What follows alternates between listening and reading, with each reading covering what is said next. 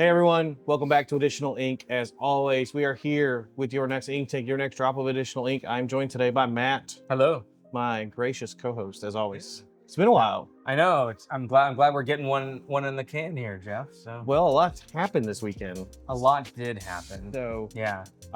we had Worlds. Mm-hmm. Yeah. It was pretty hype.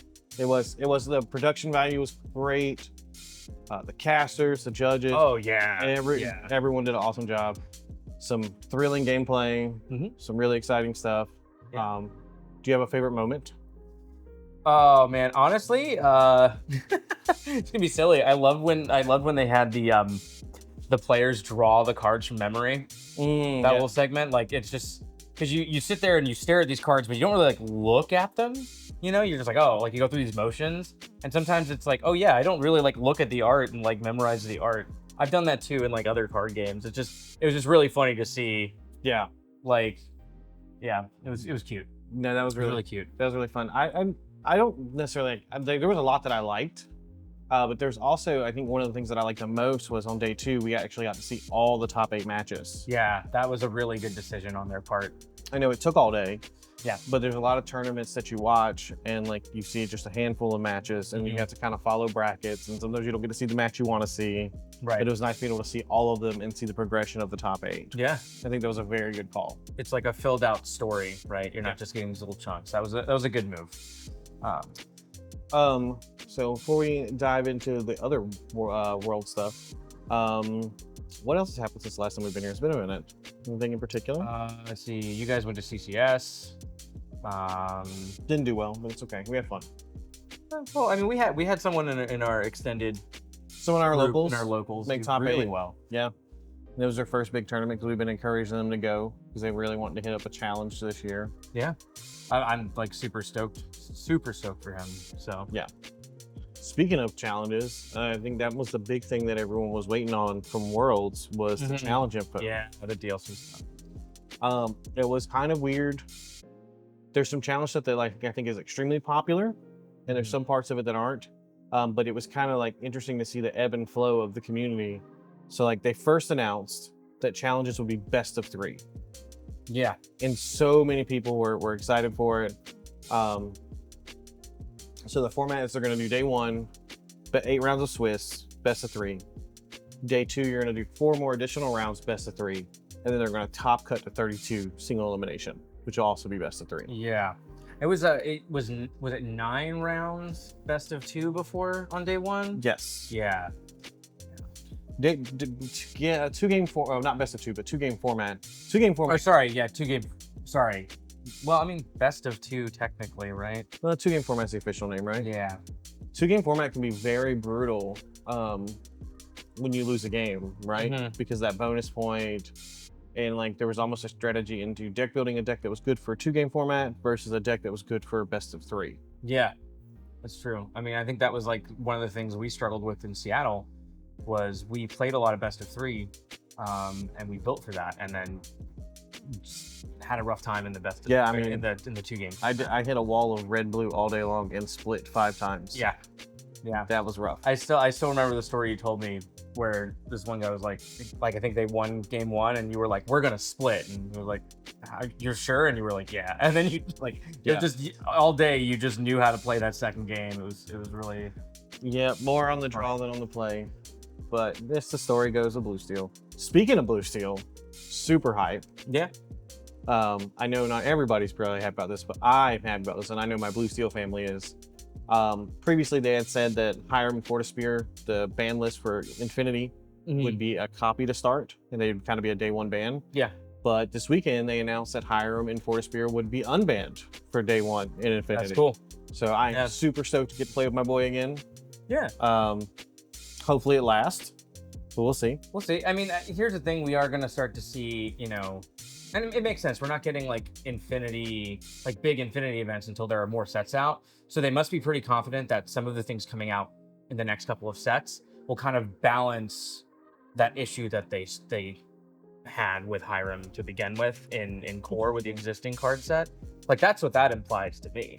I honestly think, like, this is my personal opinion, I think Hiram would be fine in our current meta. I just think last set maybe was a little too much. I could see that. I mean, it's hard to say that without like properly testing it too. Right. Right. Like, you know, we can say what we want in a vacuum. and without going down that rabbit hole. Yeah. But I'm excited to be able to play with my boy again. I personally felt like Infinity should be this format where we have all the cards available to us, so you can like really try to get in those nooks and crannies, find those combos, and like, kind of really discover the power and the secrets of like Disney Lorcana, right? Yeah. I mean, and that just breeds creativity. Right. Giving access to all the cards, and then like yes, eventually someone. It's like in every like quote unquote legacy style format, like Infinity is going to be. There's always some busted thing somebody will figure out, and you know, hopefully we'll see more of a restriction kind of approach as opposed to a ban approach. So I know, like, and not, I know we don't want to sit here and like apples to oranges to like Magic the Gathering all day, but like just as an example, just you know, for people that are new to card games and Lorcana might be your first game. So in Magic the Gathering, they do these things where like they'll see something, go, okay, you can run one of this card, you can still play it, but you just don't get the consistency, because if you had it consistently, it would be like too busted. Well, what's interesting is we already have a couple cards that are kind of like that on their own with their card text, like the Glass Slipper. You can only have 2 in a deck. Yeah, but like those are intentionally designed to be that way though. Yeah. Like, so I think like, for example, like Black Lotus in Magic, you can have like 1 in Legacy, I'm pretty sure. I don't know. But anyway, like maybe someone can fact check me on that. I'm sure someone in the comments will be like, no, actually, and that's fine. But the other thing about Infinity was that originally it kind of felt like it was going to be regulated to like side events at DLCs and things like that. Yeah. But we got the news that there were actually being main format Infinity constructed DLCs. Yeah, that's it. That is super exciting. So the 3rd DLC in a region will be Infinity constructed. Yeah. Which that makes the 3rd one we're getting here in the US, or the North America, sorry, the one that I really want to go to. Now then, Indianapolis, right? Yeah, Indianapolis. We'll get to the dates and stuff in a little bit, but I mean, but then again, we're gonna have multiple sets come out by then, so it may look completely different. I will maybe rebanned by then, but I would love to give a one last hurrah with my blue steel. Yeah, I mean, honestly, I'm super glad to see Infinity being as supported as getting its own DLC right away, and not just being confined to the side events like you were saying. And they did say each challenge will have a large Infinity as a constructed event as well. Yeah, with like decent pricing and all that kind of stuff. Yeah. So that is exciting news. So like for everybody who is worried about like their cards just not being like viable to play anymore, I think this is a really good step forward with that concern. And I'm really glad they made that decision to provide an alternate format as the main event at a DLC this coming year. So let's talk a little bit about, before we get into where the DLCs are and all that, the pricing. Yeah, so a little on this. So the top cut happens at 32, right? All 32 of those players are qualified for Continentals. Yes. Which is awesome. That, depending on the player size, that may be a brutal top cut. Yeah. Yeah, because like if the player size is like twice what it is, that you know what it has been, then yeah, that's going to be really, really rough. But we don't know player caps yet. To continue on with those players and make the invite to Continentals, the top 8 of Continentals will then get an invite to Worlds, and then the winner of each respective challenge will get an invite to Worlds as well. Yeah. So that leaves us with 11 like invites for North America, basically. Yeah. But they've got this really cool Pegasus promo. The baby Pegasus from set 4 originally. We did get confirmation being reprinted set 9. That will be the participation promo. Yeah, honestly, it's a really cute art. It's a fun card. Yeah, that's a cool one. And then we have the Milan from this past set, or as I like to call her, the inevitable Milan. Yeah. Because with that reckless, evasive, and challenge-ready characters, if you don't get rid of her, she is inevitable, much like Thanos. Yeah. She is the Mulan who knocks, right? But what's interesting is that you get that promo for winning 5 games, or 5 matches. Okay. So I imagine we probably will still see some ticket support in the main event as well. But so there's a reason to keep playing beyond the tickets. Right. That many rounds of Swiss. And then our top 64 is a beautiful Simba promo. Oh, I love this promo. The legendary Simba. Yeah, like I don't foresee myself getting close to attaining it in a competition, but I will definitely be trying to get the one off the prize wall. I love that artwork. Well, then moving on from that, the top 32 will get an Elsa Ice Maker foil promo. Top 16, a playmat of that Elsa. Top 8, they're continuing the golden Mickeys. I guess, you know, they probably gave out probably 80 to 90 of them. Yeah. So they've still got some to give out. Okay. But top 4 will get a foil uncommon uncut sheet. I love uncut card sheets. I remember way back when I was a much smaller Jeff, playing Pokemon when it first released. I actually got a couple uncut sheets. And man, that's cool. I wish I knew where they were today. But child, like, are we talking like way back, like when the game started? When the game started, like I remember having you need to find those, man. I think Child Me probably hung them up with push pins or something, and they're probably gone. Yeah. But I do remember having getting a couple different uncut sheets as a child from like their promo organized play events. One of them being like an uncut sheet of like the pre-release fossil Aerodactyls. Yeah, that's pretty cool. But top 2 will get a full foil set, including chance and an epic of whatever the current set is for that event, like kind of like what they've been doing. And then first place will get the trophy and a foil uncut rare sheet. That's pretty hype. I'm a huge fan of uncut sheets and stuff like that. Yeah. Now they did announce some of the prize wall prizes as well. So you have non-foil versions of all the promo cards. As well as the non-foil Let It Go and Dragonfire from last Challenge Series season. Yeah, that's really cool. They did confirm those cards would not be getting reprints though, so they'll be for Infinity. A DLC hat, there's an Elsa pin, and then there's a playmat of the Mulan and the Simba as well. The Simba playmat is gorgeous. Yeah. I want to be really cool. But yeah, those cards are also like I'm just gonna throw out here because I'm such a big component of it, but like also the heroic format that's unofficial at the moment, but you can play your stuff in that too. Yeah, that's true. So, and Palace Heist. I know some people don't care about that, but I love that. I love Palace Heist. It's a good time.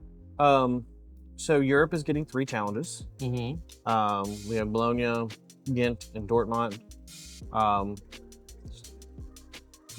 throw the dates up here on the screen. The US is getting 3 challenges as well. We have Milwaukee in October, Richmond in January, and then in June will be Indianapolis. Yes. With the championship happening sometime, the Continental Championship happening in August.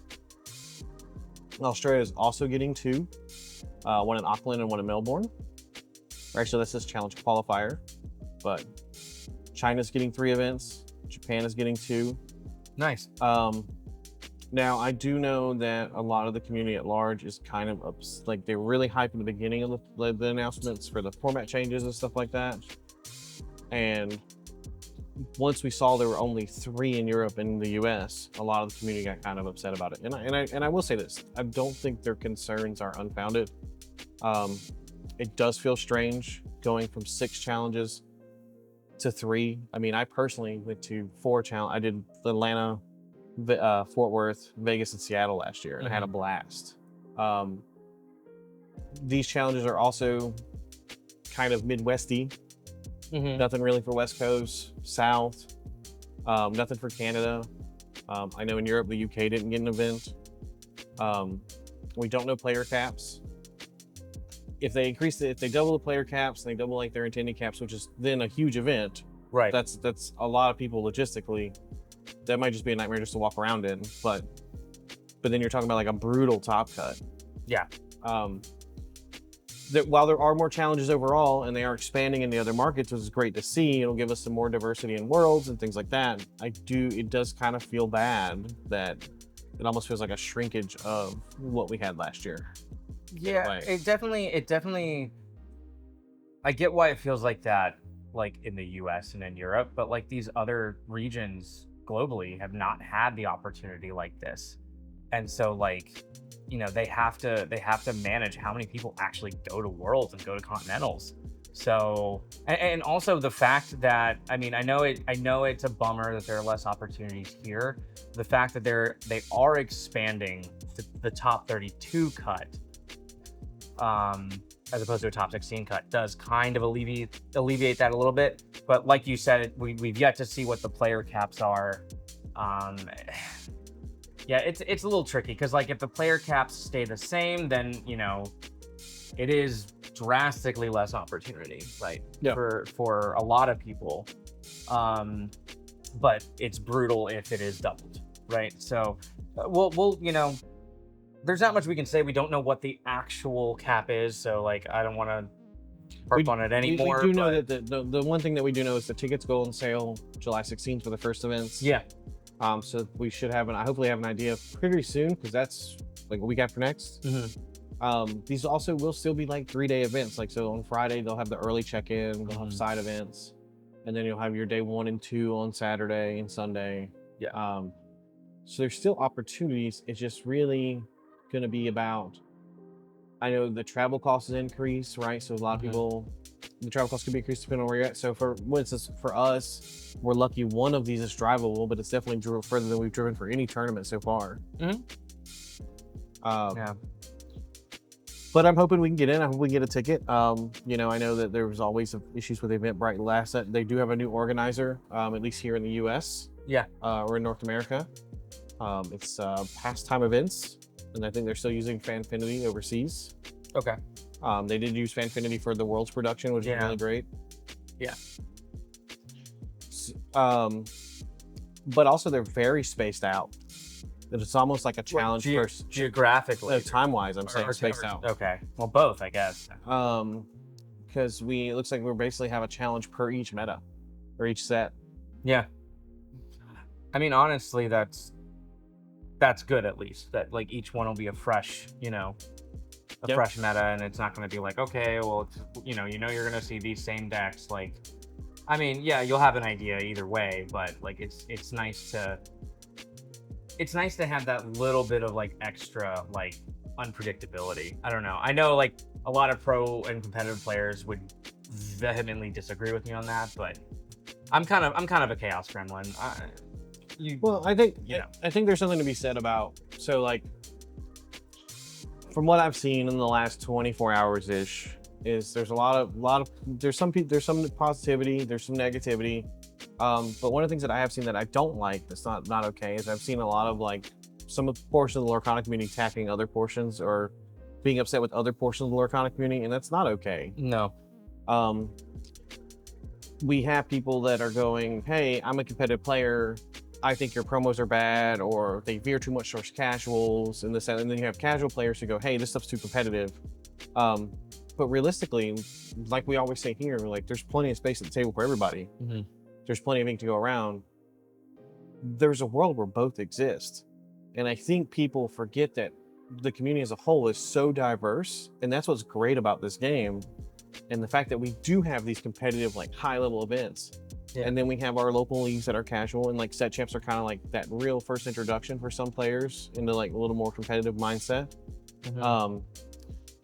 But without the community as a whole, you can't have one half without the other. You can't have the yin without the yang, I think if we end up going too far one way or the other, we end up losing the community. And we all want to see this game succeed. We all love this game. We all want to see it grow. And I think that the only thing I ask guys is like, let's tone it back a little bit in these comment sections. No reason to be attacking each other.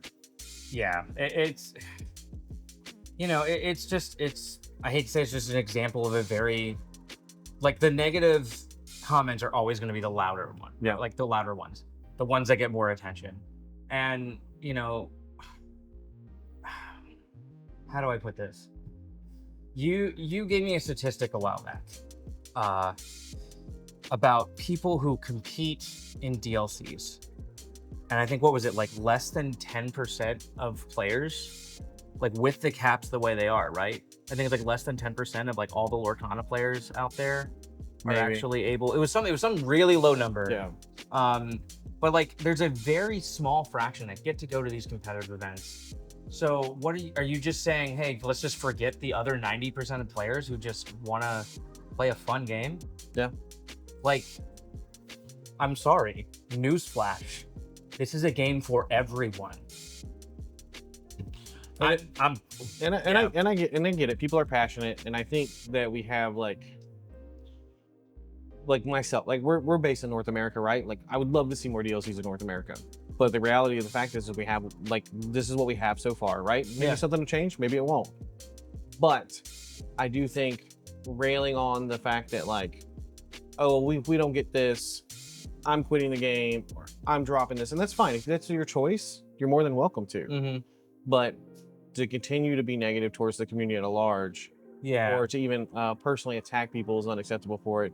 Like, you guys that, like, I'm all for everybody playing. Like, I like to play competitively. I also like to sit down and play, like, Palace Ice. But, like, I do think on both ends of the spectrums, we have players who feel like there's not room for the other one. And, guys, if you didn't have each other, these events wouldn't fire. If these events didn't fire, then we wouldn't have the growth that this game has had so far. So I think, like, realistically, we should all be striving to build our communities and make our communities better. Absolutely. And sometimes that's as easy as, hey, after we finish playing this game, let me show you where something you could have done differently, right? Not in a like condescending, aggressive manner, but like, hey, would you like me to show you where like some things I thought you could improve on, or whatever the case is, or sitting down and teaching someone new how to play, you know, or you guys who say you are competitive. This is not everybody. I want to just say it's not everybody. But if you are somebody who goes in there and you act a certain way towards individuals, it's not okay. And like, you can be nice and be competitive. I don't know what else to say after that. I mean, yeah, no, that's something we've talked about a lot. We've talked about before. So that's all the DLC news. We'll get off our soapbox on that note. Yeah. But it's okay to be critical. It's okay to be, but let's be constructive instead of just name calling, you know, trolling and all that. Let's be constructive. Let's offer solutions. Let's figure out ways to grow the community organically and make it better. Yeah. So one of the other things I want to talk to you about is I wanted to talk about, I personally, I found myself in a position where I don't really like the current meta. I feel like after going to Charlie's and playing in some other events, I feel like our current meta is very like die roll dependent. It's very high rolly, you know, whoever like high rolls the better wins. It doesn't feel like there's as much skill expression in our current meta, which is how I like to play the game. I'm not saying that anybody else is playing aggro or anything else is wrong, but that's just how I like to play the game. So honestly, I was kind of worried about rotation, but after playing in our current meta, I'm now looking forward to it. So how are you feeling about rotation at the moment in our current meta? I mean, I've said it before. I think rotation is like super healthy. And the thing is, like, how do I phrase this? There's always going to be a point, like, when you play a card game, you're going to pick a game style, like a play style that you like. There's always going to be a point in the meta where your play style just isn't the answer. As a Bluesteel player, it's been a long time. Right? There was 2 weeks there, and then they were like, nah, I'm kidding, but yeah. Well, anyway, it's just a time for aggro to shine, and it's probably going to shine a little bit when rotation happens, because what happens when you have fewer sets in a format is there's not as many answers. There's not as many options for removal. Like, you basically, once you start getting like that 6th, 7th, and 8th set in a block, you start to see the control pieces really stack up, and then you're like, okay, now we can play this high-end mid-range control style play. Well, we've always kind of had that that cycle anyway, right? Each set, like aggro kind of comes out of the gate strong, each set, and then we kind of start to see some more mid-range, some more control, and that's kind of been the play pattern, I think, for a while now. Yeah. Well, and it's just one of those things, and this is like not to sound like a certain way, but like aggro is a very straightforward play style. Like, there are nuances. Like, I think there are people that play aggro very well, because like there are things like you need to understand like how not to like burn yourself out too quickly against a mid-range or control matchup.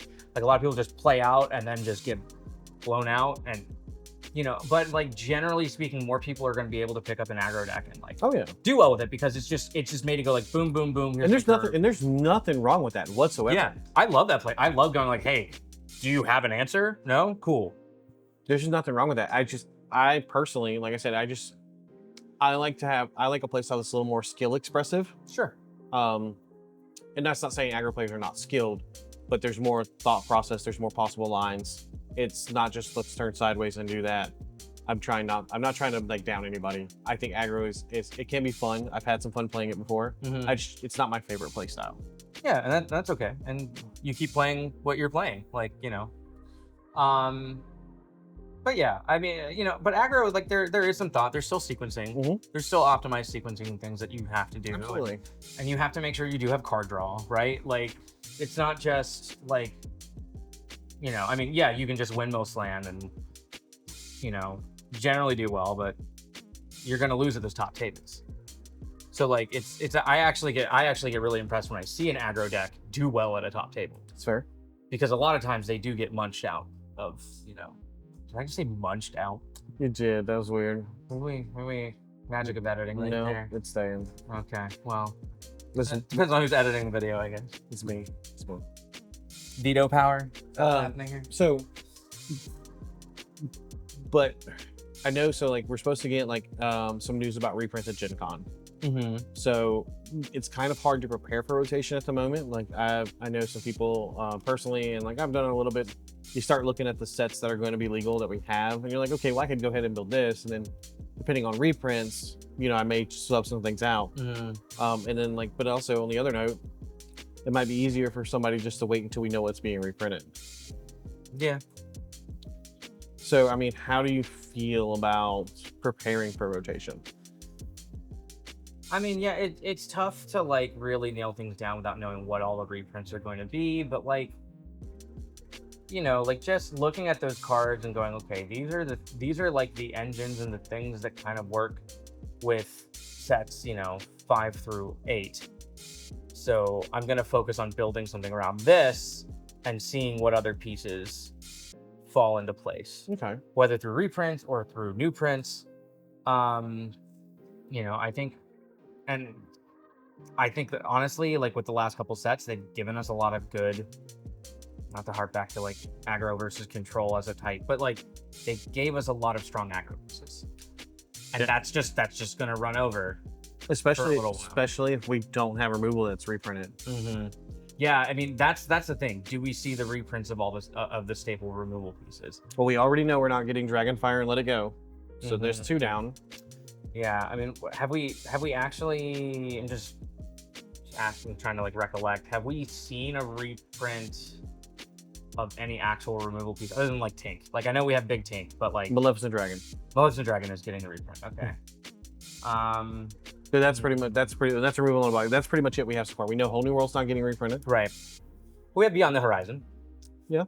Which like, yes, it costs more to hardcast, but the conditional stuff is good too. It's just a draw 3 for you if you're decked out, you know, like, or you can, you know, shrink your opponent's super overdrawn hand down to 3, and you know, you've got a lot of versatility with it. I think it's a strong. Oh, I think so too. I'm just strong replacement. So I understand not getting the reprint, but I just brought it up because I think it's really going to be interesting once we have the reprint list, because it's going to be interesting to see how many decks are losing their core, how many decks are losing their engines. I mean, we went through this pre-rotation with Blue Steel. So it'll be interesting to see how some of these archetypes recover, right? So like, you know, is Steel Song even going to be a thing post-rotation the way it is now? Right. You know, yellow-green discard, 90% of that deck gets rotated as it stands right now. Yeah. The thing with Steel Song, is it okay if I speculate a little here? Yeah. So we're in the ink tank. I don't in the tank. We're submerged. No, but I don't think the song archetype is going to stay Steel Song. They've made it very clear that they're pushing this strong singing mechanic with the Madrigal franchise, and they're doing a lot of this Amber Amethyst. I think the intent with these, like, just looking at it from like how the cards are like designed mechanically and things like that, I think their intent was for songs to be something that kind of progressed you ahead to gain lore quicker and race faster. And it became, oh, this is a way I can just kill everything on board. Because, you know, you give any modicum of power to high level players, they're going to find the best way to break it. And I think Ravensburger didn't really see that being like a thing. And then it was a thing. And they went, oh, well, and then they started designing the Singer stuff differently and using the duel links to kind of lock things in. Well, I think in my opinion, like, so one of the things about Lorcana is that it's very low floor to learn. It's a very high ceiling to master, right? But by nature of not interacting on your opponent's turn, I think songs, specifically removal songs, are a great way to balance that. Because without those, having those ability to do things like that, those decks that do just quest out and race really fast, there'd be no way to answer them. Yeah. And then it would just be a game of who can race faster. Right. You know, and then that, you know, doesn't always lead to the most interesting gameplay patterns, right? But what does Ravensburger want? Do they want interesting or do they want fun? I don't know. To me, interesting is fun. So I don't know. And that's fair. I guess we'll have some indication when we actually see what's reprinted. Yeah. Yeah.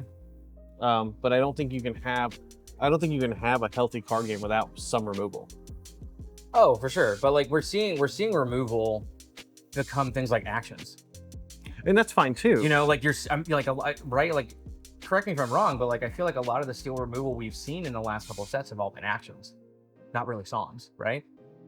I believe so. Oh, hey, Hey. Biggie. We have an unexpected guest. Hi. How are you? So I believe that's correct, but like we have to, if we're gonna continue to have interaction, we have to be able to have removal or catch up mechanics. Yeah. Because otherwise, it's whoever goes first is going to win every time. Yeah, it's a tough balance with not being able to interact on your opponent's turn. But I think we will see more like singable removal like later in the set.